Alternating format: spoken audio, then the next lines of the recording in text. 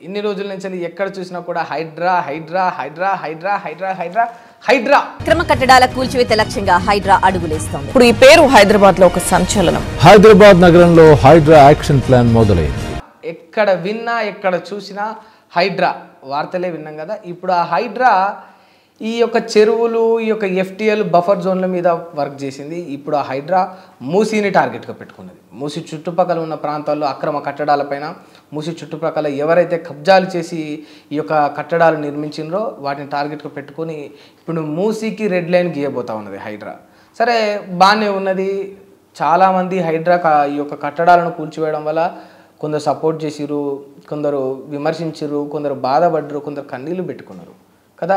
అయితే ఆ కన్నీళ్లను వీటన్నిటిని కూడా ఒకసారి చూసి ఈ కఠినమైన ముఖ్యమంత్రి గారి మనసు కరిగిందేమో, కరిగి ఏమన్నాడు, ఈ యొక్క కేసీఆర్ డబుల్ బెడ్రూమ్లను పంపిణీ చేస్తాం ఆల్టర్నేటివ్గా వారికి అని చెప్పిండు కదా.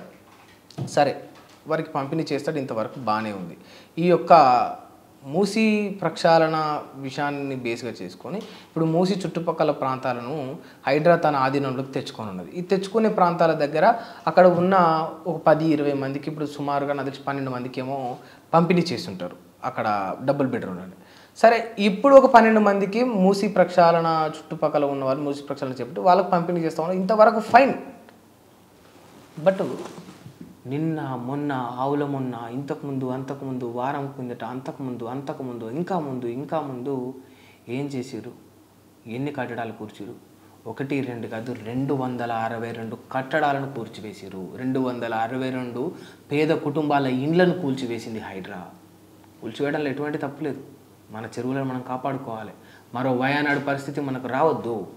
ఒక మహారాష్ట్రలో ఒక బెంగళూరులో వచ్చిన వరదలు మన హైదరాబాద్కు రావద్దు అంటే డెఫినెట్లీ మన చెరువులను మనం బాజాప్తి బరాబర్ కాపాడుకోవాలి. కొట్టి గుంజుకునే అధికారం గవర్నమెంట్కు ఉన్నది. తప్పుడు నా కొడుకులను కొట్టి గుంజుకునే అధికారం గవర్నమెంట్కు ఉన్నది. ప్రభుత్వాన్ని తప్పుదోవ పట్టించి మోసం చేసే ఆ యొక్క మూర్ఖులను కొట్టి గుంజుకునే అధికారం గవర్నమెంట్కు ఉన్నది.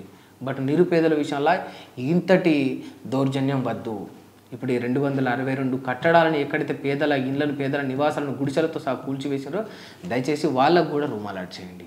వాళ్ళకు కూడా డబుల్ బెడ్రూమ్ విషయంలో కావచ్చు, మీరు ఇంకా కొత్త కట్టడాలు ఏమైనా ఉన్నాయా లేకపోతే మీరే కట్టి వాళ్ళకి సమర్పిస్తారా, ఏం చేస్తారో తెలియదు. బట్ వాళ్ళకు న్యాయం చేయండి. వాళ్ళకు ఖచ్చితంగా ఆ యొక్క స్థావరాలను అనేది మీరు ఏర్పరచండి. ఎందుకంటే కూలగొట్టే పని చాలా సులభమైంది. వితిన్ 2 minutes 5 minutesలో మీరు కూల్చేస్తా ఉన్నారు. బట్ ఎన్నో ఏళ్ళ కలగా వాళ్ళు కలగాని కష్టపడి వాళ్ళ చెమటను వాళ్ళ శ్రమను దోచి మొత్తం వాళ్ళ రక్తాన్ని చిందించి మరి ఆ ఇల్లును కట్టి ఉంటాడు. ఒక మధ్యతరగతి వ్యక్తికి ఇల్లు కట్టడం ఎంత కష్టమో ఆ మధ్యతరగతి వ్యక్తులకు మాత్రమే తెలుసు. ఇక ఎవరికి కూడా తెలియదు. మీకంటే 100 కోట్లు ఉన్నాయి జూబ్లీ హిల్స్లలో, బంజారా హిల్స్లో, ఇంకొకరు ఫామ్ హౌస్లలో well settled you are. Politicians అందరూ కూడా చాలా అద్భుతమైన జీవితాన్ని లీడ్ చేస్తూ ఉన్నారు. మంచి మంచి విల్లాల్లో, మంచి ఫామ్ హౌజుల్లో మీరు ఉంటున్నారు. కానీ పేదోడికే తెలుసు ఒక 2 అంతస్తుల బిల్డింగ్ కట్టాలంటే వాడు ఒక 20 ఏళ్ళు కష్టపడాలి. అలుపెరగని కష్టం సుమారుగా 20 ఏళ్ళు చేస్తే కానీ ఒక ఇల్లు కట్టలేడు. మీరు చేస్తున్నది బాగుంది. మీరు కూల్చడాలు చెరువులను కాపాడడం వరకు బాగుంది. బట్ విత్ సామాన్లు కూడా వాళ్ళకు తీసుకునే సమయం కూడా కూల్చడం అనేది దౌర్భాగ్యం. ఒక్కసారి మీరు ఇప్పుడు ఈ ప్లే క్లిప్పింగ్స్ చూడొచ్చు, మీకే అర్థమవుతుంది అసలు ఎంతటి దౌర్భాగ్యాన్ని మనం ఎదుర్కొంటున్నారో. ఇక్కడ వాళ్ళకే తెలియకుండా పాపం కట్టుకోవడం వాళ్ళకి పాపంగా శాపంగా మారింది. ఒకసారి మీరు ఈ వీడియోలు చూస్తే మీకే అర్థమవుతుంది. చూడండి.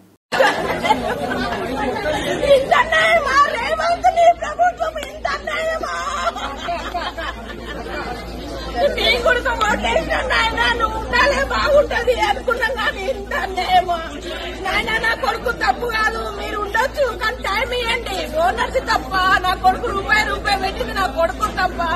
నీది న్యాయమా చెప్పు. అవును, రెండుకున్న వాళ్ళకు టైం ఇయ్యా, సొంతం కట్టుకున్న వాళ్ళకు టైం ఇయ్యకు. రెండుకున్నాం కదా మేము, మాకేం తెలుసు ఇది దీంట్లో ఉంది అని మాకేం తెలుసు. అమాయకుడు నా కొడుకు రూపాయి కష్టపడ్డాడు. నా కోడలు ప్రెగ్నెంట్ ఉంది. ఒక్క 2 నెలలు టైం అడుగుతున్నాం. 5 ఏళ్ళకి ఇప్పుడు నీళ్లు పోసుకుందయ్యా నా కోడలు. నీ గుర్తు తెలుసు అన్న వంశం అంటే ఏంటి అనేది, పిల్లలు అంటే ఏంటంటే కనీసం అవి సామాన్ పనికి వస్తుంది కదా. సామాన్ కోసం మనం మాట్లాడుతున్నాం కదా. ప్రెగ్నెంట్ మీరు ఏం కాపాడతారు? మీరు ఏం రాస్తారు? మీరు ఇది పరిస్థితి. రాష్ట్రంలో ఇంత గోస పెట్టుకుంటున్నారు, ఇంత గోడును చెప్పుకుంటున్నా ఉన్నారు వాళ్ళు. ఇటువంటి పరిస్థితి వచ్చింది. ఎందుకు ఓటేసినామని బాధపడే పరిస్థితి తీసుకురావద్దు. ఏముంది, ఒక వారం రోజులు ఇప్పుడు ఎట్లా మీరు రాగానే వచ్చిన రోజులనే డే 1లోనే కూల్చలే కదా, 9 నెలలు టైం పట్టింది కదా. ఇంకొక 9 గంటలు సమయం దీనిపైన పెట్టి వీళ్ళకు ఇండ్లు ఇస్తామని చెప్పి డబుల్ బెడ్రూమ్లో ఎక్కడైతే ఖాళీగా పడినాయో ఆ పందులు బర్రెలు కుక్కలు వంటా ఉన్నాయి కదా, ఆ స్థావరాలు వీళ్ళకి అలాట్ చేసి వాళ్ళని పంపించేసి కూల్చేసుకో బాగా చెప్తే. నేను చెప్పినా కదా మీకు, డే 1లోనే చెప్పిన. రాణా ఎట్లా చేస్తాడు బాహుబలిలా, ఆయన యుద్ధం గెలవడానికి తన సైన్యాన్ని తన వాళ్ళను చంపుకుంటూ మరి రాక్షసుల మీదకి పోతాడు. ఈ ఉమ్మారో బల్లాల దేవుడు. బాహుబలి అనేటోడు ఎప్పుడైనా ఏం చేయాలా, తన వాళ్ళని రక్షించుకొని ఒక 2 నిమిషాలు ఆలస్యమైనా సరే ఆ తర్వాత రాక్షస సంహారం అనేది చేయాలి. నీ రాజ్యంలోని పేదలను అమాయకులను కూడా చంపినప్పుడు నువ్వు రాజు ఎట్లా అవుతావు? నేను కొన్ని పదాలు అనదలుచుకోలేదు. ఏదైతే మీరు గత ముఖ్యమంత్రి పైన అన్నారో అదే మీరు అవుతారు. Thank you.